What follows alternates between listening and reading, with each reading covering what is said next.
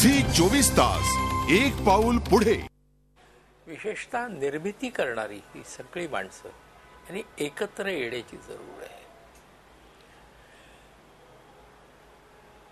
शासनाकडे काय मागावं, कशा पद्धतीनं, याचाही विचार व्हायला पाहिजे. नुसती एकेवेळी सबसिडी मिळाली, या सबसिडीत जी थिएटर्स आहेत ही पुन्हा अशा केंद्रित माणसांच्या किंवा संस्थांच्या हातात आहे की त्यांचा शब्द तिथे चालतो. मग तुम्हाला मुद्दाम 6:30 की ज्या वेळेला सगळ्यांना घराच्या बाहेर पडायचं असतं त्याच वेळची वेळ तुम्हाला दिली जाते. वेळ कुठली मिळाली पाहिजे यासाठी जर आपल्याला चॉईस हवा असेल तर एक गोष्ट निश्चित आहे की सर्व मिळून हा प्रयत्न करण्याची जरूर आहे. सर्व मिळून हा प्रयत्न करण्याची गरज आहे. या मुद्द्यावर मी चर्चा करणारच आहे, परंतु ब्रेकवर जाताना मी एक प्रश्न विचारला होता आणि तो म्हणजे दाक्षिणात्य चित्रपटात जसे आयकॉन आत्ता सुद्धा आहेत तसे मराठीमध्ये फार पूर्वी होते ते आत्ता नाही आहेत, अशा प्रकारची परिस्थिती आहे का? अरुण नलावडे काय सांगाल? चिरंजीवी होते, त्याच्यानंतर त्याहीपेक्षा सुद्धा आपण पाहिलं असेल की त्याच्यानंतर रजनीकांत, अशा प्रकारचे आयकॉन आत्ता मराठीत आपल्याला दिसत नाहीत. मला वाटतं महेशदादांच्या काळाकडे गेलो तर आपण असं म्हणू शकतो की आयकॉन होते, आत्ता नाही आहेत ही गोष्ट पण तितकीच खरी आहे.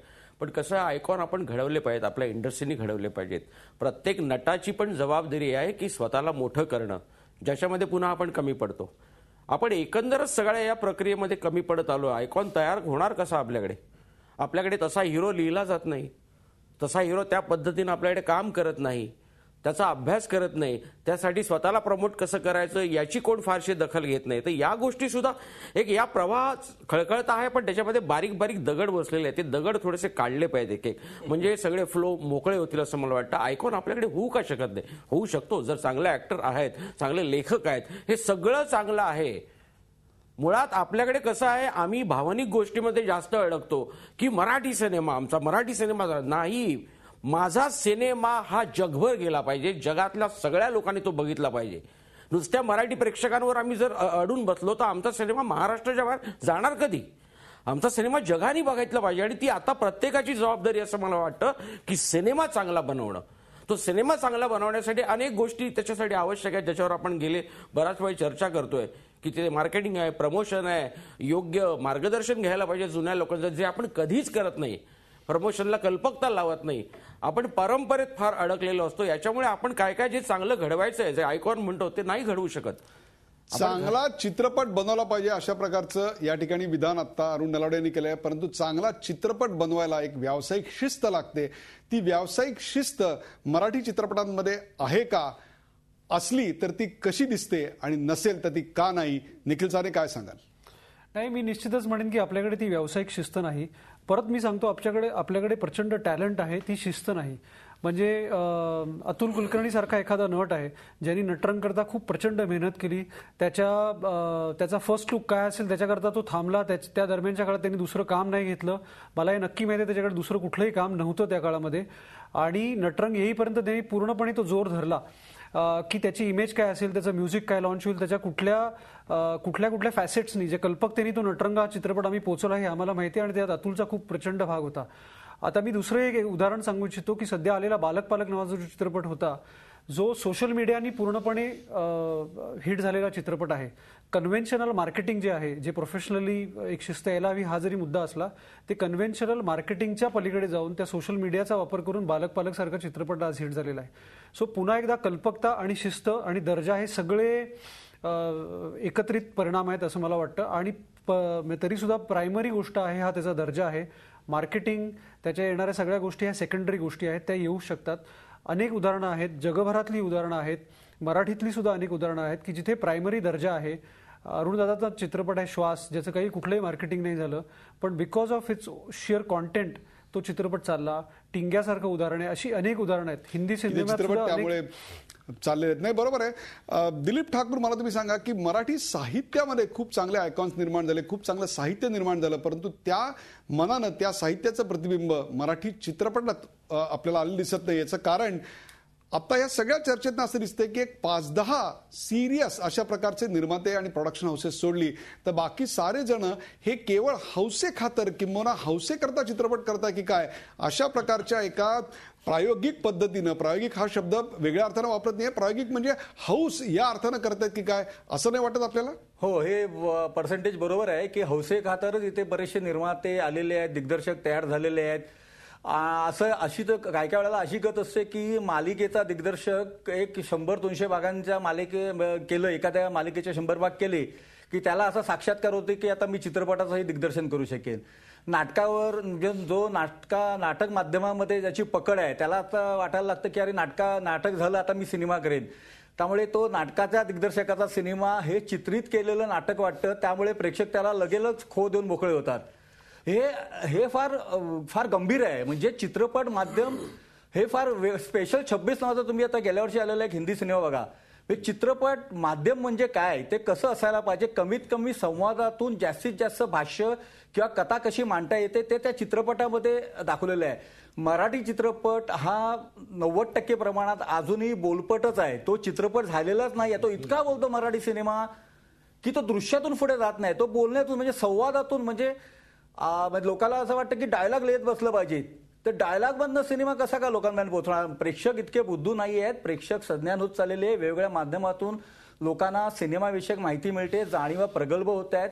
त्या दृष्टीने मराठी सिनेमा सुद्धा तेवढा मॅच्युअर्ड व्हायला पाहिजे. तो मॅच्युअर्ड होईल असा विश्वास आहे, परंतु सध्या त्याचं प्रमाण अवघं 10% आहे.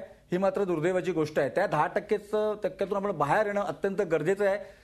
त्यासाठी सर्वात पहिलं म्हणजे चित्रपट कसा बनवावा याची शाळा घेणं गरजेचं आहे. बरोबर आहे. तर मला वाटतं की मराठीतले आयकॉन्स हा एक मुद्दा झालाच आणि त्याच्यावरती एक वेगळी चर्चा होईल. पण मराठी चित्रपटाची जी स्ट्रेंथ होती, जी पुन्हा आपण एक रिलेट करूया golden era of Marathi cinema आणि आजकालचा सिनेमा, तर ती कॉन्सेप्ट फिल्ममध्येच होती. म्हणजे तुम्ही जर बघाल की मराठी सिनेमानी खूप वेगवेगळ्या प्रकारचे विषय हाताळलेले आहेत त्या काळामध्ये. मी त्या काळाचं म्हणतो ज्या काळात हे सगळे लेजंड्स काम करत होते. सो त्याच्यात सामाजिक चित्रपट होते, त्याच्यात फॅमिली ड्रामा होता, त्याच्यात तमाशा प्रधान चित्रपट होते, त्याच्यात कौटुंबिक चित्रपट होते.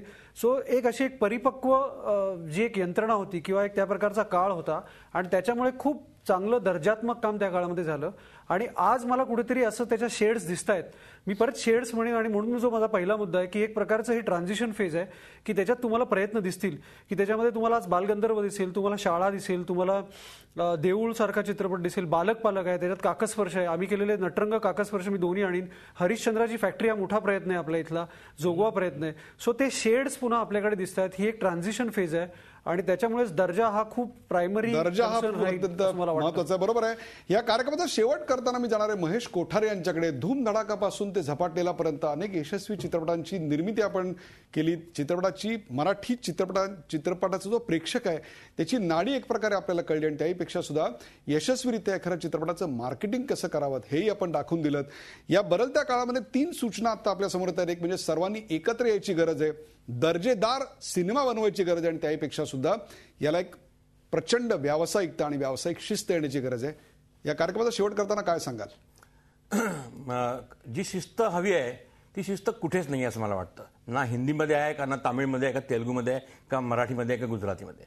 ही शिस्त येणंच शक्य नाही. असं तुम्ही म्हणाल का आपण शिस्त आणि शिस्त येऊ शकत नाही, कारण प्रत्येक जण आपापला चित्रपट घेऊन येतो आणि प्रत्येक निर्मात्याला असं वाटतं की माझा चित्रपट सुपरहिट आहे आणि त्या हेतूने त्या इंटेन्शनने तो चित्रपट रिलीज करतो. पण इथे जो रिलीज करतो त्याला एवढं तरी कळलं पाहिजे का जर एखादा चित्रपट ऑलरेडी त्या डेटला फिक्स आहे तर आपण त्या तारखेला न येणं हेच बरोबर आहे. कारण मराठी माणूस दिलीपनी म्हटल्याप्रमाणे महिन्यातून 1 सिनेमा बघतो किंवा 2 सिनेमा बघतो, त्या पलीकडे तो सिनेमा बघत नाही. मग त्यांनी एक ठरवलं असेल का मी हा सिनेमा बघणार आहे, तर डेफिनेटली तो सिनेमा बघितल्यानंतर दुसऱ्या सिनेमाला जाणार नाही तो. त्यामुळे ऑटोमॅटिकली धंदा होणार नाही. चांगला चित्रपट असून सुद्धा त्याला प्रेक्षक मिळणार नाही. ही शिस्त तुम्ही आणूच शकत नाहीत. हे सेन्स आहे, कॉमन सेन्स आलं पाहिजे. कुठेतरी एकत्र येण्याची प्रक्रिया सुरू झाली पाहिजे असं नाही का वाटत? एकत्र येण्याची प्रक्रिया ही अगदी जमान्यापासून चालत आलेली आहे. आम्ही सुद्धा त्यावेळेला निर्माता संघ काढला होता. महामंडळ एक संस्था आहेच, इम्पा आहे, AMPTPP संस्था आहे. अशा बऱ्याचशा संस्था आहेत ज्या निर्मात्यांना एकत्र आणतात, पण ते तिकडे सुद्धा भांडतात. एकत्र येण्याचा मुद्दा वेगळा आहे. मला असं वाटतं आपण एका कॉम्पिटेटिव्ह वर्ल्डमध्ये आहोत. कुठल्याही कंपनीज असतील, कुठलेही प्रॉडक्ट्स असतील, कुठलेही राजकारणी असतील, असतील कधी एकत्र येणार नाहीत. ही स्पर्धा आहे ती खूप हेल्दी आणि क्वालिटेटिव्ह मार्गानेच आपल्याला लढायला पाहिजे आणि ती क्वालिटीनीच लढायला पाहिजे.